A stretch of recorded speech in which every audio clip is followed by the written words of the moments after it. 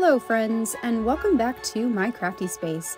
My name is Crystal Idunyate, and today we are working once again in my 2021 October daily album.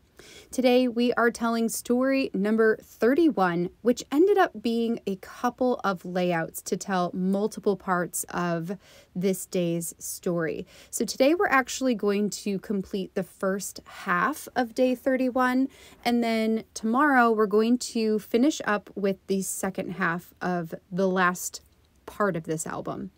What you saw me do there really quick was to create a title page for this new album that I'm working in. My October daily album, which was completed in a Citrus Twist Life Crafted album, actually ended up being 3 full albums, which you'll see when we get to the final flip through here in a couple of days. So I went ahead, created a title page by printing a photo at the full page width, and then I also cut out a half page, or I guess half of a spider web that is going to go on the front, and I will add the October title to the front of that as well.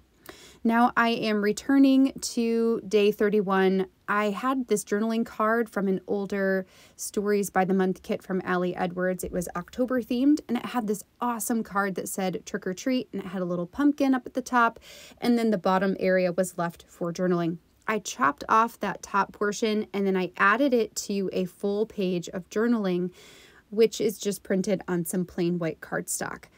On that plain white cardstock, I also printed off a grayed out square or rectangle at the top where I knew I wanted to place a photo. Since I like to work in hybrid sometimes, I will oftentimes print my journaling on cardstock and then print my photos on photo paper. But I'm able to print like a super light rectangle so I know precisely where to add the photo when I get it all trimmed out. So that's what I did there. So you see I've got the title up at the top, the photo in the photo spot, the journaling underneath that. I'm pairing this with a full page photo of our family out in front of our house in our full costume getup. So last year for Halloween, our family dressed up primarily as Pokemon. My daughter Isabella wanted to be a Pokemon trainer, and my son wanted to be a pumpkin, which this was his second year as a pumpkin, and that's just kind of funny as well. So he dressed up as a pumpkin, Izzy was a Pokemon trainer, and then my husband Aaron and I were both actual Pokemon that Izzy could, I suppose, capture or have on her team. They have these full body onesies that you can get for the different Pokemon, and they were perfect for trick-or-treating as an adult. It kept us warm. It was super easy to put on and take off, and just I would totally recommend dressing up in a onesie for Halloween if you're looking for a costume as an adult. Now moving on to the second layout for this story, and I believe when all is said and done, there's going to be 3.5 spreads that cover Halloween. So today we're working on spread number 1 and spread number 2. Oh, there is the spider web that I cut out from a cut file, and then I've also got this number 31 in a frame that I also printed, or I also cut out using my silhouette. I believe that both of those cut files come from Citrus Twist, and I will definitely leave a link to any of the products that I use, including these cut files, in the description box down below, in case they are something that you want to check out and grab for yourself for documenting an October daily album this year. I am making some hand motions here. This was a video that I completed live over on my Patreon last October. Throughout the month of October, I work on these pages daily with my patrons, so a lot of times I'm talking with my hands, but what I was explaining there is that I'm going to cut out a piece of clear transparency to put behind that number, and then I'm actually going to put that through my sewing machine and stitch all the way around the frame and around those numbers, which we'll do here in a little bit so you can see how that will turn out. For the spider web, I went ahead and added my hole punches. This is going to go in the front with this photo of Jonah, who is, yes, in a different costume than he wore for Halloween. His costume didn't come in on time, so we needed to go and grab one for him for a couple of October events that we attended, including a Zoo Boo, which is where that photo was taken. It's one of my favorites for the season, so I went ahead and printed that one as a full page photo to create a entry point for this third album that I'm creating. Here I'm debating between some different embellishments that I have for adding as the title piece. This wood veneer that says October comes from Colorcast Designs. It is fully adhesive on the back, and if you don't remove the adhesive, then it's got some words on it that say, I believe, 3M. So I knew I wanted to take the backing off, but I can't have the full stickiness adhere down onto the onto that spider web, because then it would stick to the photo behind it. So instead what I did is I stuck it down onto some of that clear transparency, just some that I had left over from earlier, and then fussy cut around the word, around the October word, and now I can add glue only where I need it to go and then stick down that word October. So I'm using some tacky wet glue. This is the Tombow Mono liquid adhesive, which is one of my favorites that I have here on hand. I added just a line of glue across that middle line. I'm sticking down the October word, and then I'm going to set this to the side to let it dry fully before I add it back into the album. Now let's return to the second layout that I'm working on for Halloween. One of the kits that I purchased last year was the Heidi Swap Halloween collection, and it came with these really cool pockets that have tags in them. One of them said the abbreviated October, so OCT, and I actually used that for a previous intro page for one of the other albums. And then there was the second one that has 31 die cut out of it. Now I wanted to create a second pocket that matched the size of the 31. I pulled out this black and white stripe paper, which is always a favorite for the Halloween season. And then I used the original pocket to guesstimate the measurements. So I added it, or I set it down on top of my mat and then flipped it up vertically so I could see the full length that I would need to cut a piece of cardstock at. And then I also added a 1/4 of an inch to the width so I could make this function as a pocket, and you'll see how this works. So using my scoring board, I scored the 1/4 of an inch on the sides, and then I also scored it down the center. Then I'm going to fussy cut part of the edges off, so just off of one side of it. And then what I can do is I can fold the sides in, and I'll be able to adhere that down onto the back flap, and then it will create a fully functional pocket.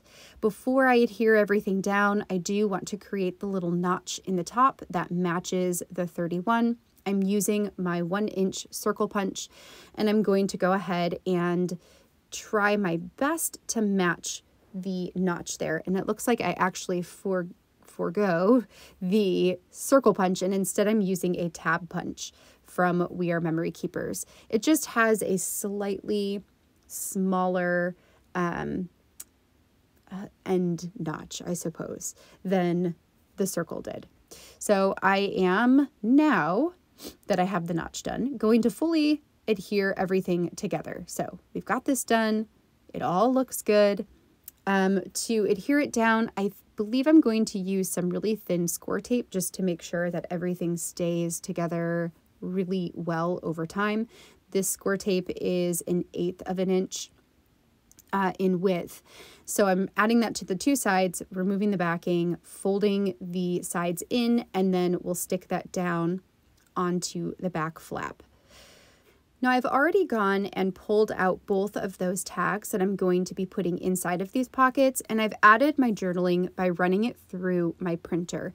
I have journaling on the front and the back side of those tags, and just talking about some of the favorite costumes that we saw while we were out trick-or-treating, which was my prompt for this day. So it was best dressed or the best costumes that we saw. And I also talked about a couple of special appearances, such as someone in our neighborhood who dressed up like the character Blippi, who at the time my son Jonah was obsessed with. He did the perfect impression of the character. I mean, right down to his voice and his mannerisms and the way that he moves. And it was amazing. So Jonah lost his mind. The person, the man, came to our house so we could take pictures with him, with Jonah. And I have this picture, which you'll see here in a little bit, where Jonah is kind of looking up at Blippi, almost in disbelief that he's really there. And it just was one of those moments that 100% made our day. So I talked about that in those two little tags that I have here in the pockets. I've gone ahead and stuck both of those pockets down onto this full page photo. The photo itself is of my kids running down the sidewalk to go trick-or-treating. So Jonah is a little bit closer and Izzy's kind of off in the distance. I loved that there was this large amount of space at the bottom of that photo where I could add in these tags and these pockets and embellishments and not have to worry about covering up anything important on the photo itself. I love when I'm able to do that, to take a photo and have the photo be the foundation for the entire story. So we're going to go ahead, put this into the pocket. Now I do want to add something onto the black and white striped pocket, and just to give it a little bit more interest, we'll go through my stash of die cuts and all of that fun stuff here in a little bit to try and pick something out. To pair with this large photo, I'm creating a grid of photos.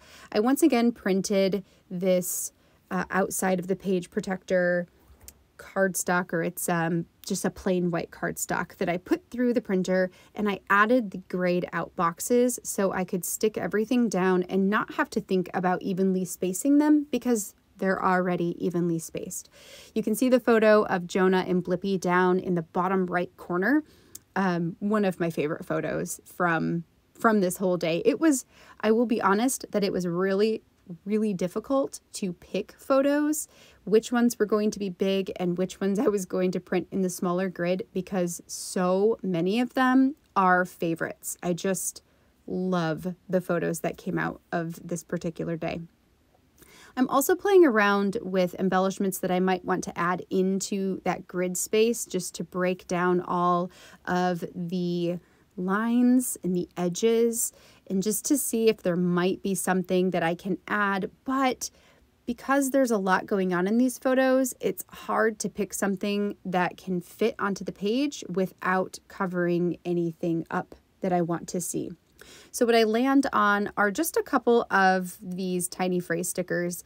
These were from the same Heidi Swap collection, and I like that it provided both the white with black writing and black with white writing, because it allowed me to add a couple of these onto the page but still have some variety in what we see. So here's where I'm going to play with a bunch of different little bits and bobs and try to find ones that I like here for this pocket. I ultimately go with these two pumpkins. I love the pumpkins, especially that orange one, and the little tiny white one is actually part of the card that I cut in the very beginning from Allie Edwards, where it said trick or treat, and then there was the tiny little pumpkin in the corner. I went ahead, fussy cut that out, and then here I am able to repurpose it and use it for this layout as well. So we're returning now to the transparency that I'm going to add the cut file on top of. To create some extra interest and dimension, I decided to go ahead and stitch with orange on top of the black. It's hard to see here on camera as I'm working on it, but when we get to the end, I'm going to have some close-up photos so you can see how the stitching really just adds this pop of interest to the whole page. I super love that it was done in the orange. I also am happy that I added the transparency behind it because it makes that whole cut file much more stable. I don't have to worry about it. And now it's just this really fun interactive piece that just really provides a punch to the entire spread. Super love this one. That, friends, is going to complete my layouts for today. I hope you enjoyed seeing how all of these pages came together. If you did, I would love a thumbs up on this video down below. And if you haven't already, I hope you consider subscribing to my channel. I am going to be back with the rest of day 31, I believe, tomorrow. So keep an eye out for that video. In the meantime, I hope you have a great rest of your day, and I will catch you all in the next video. Bye, friends.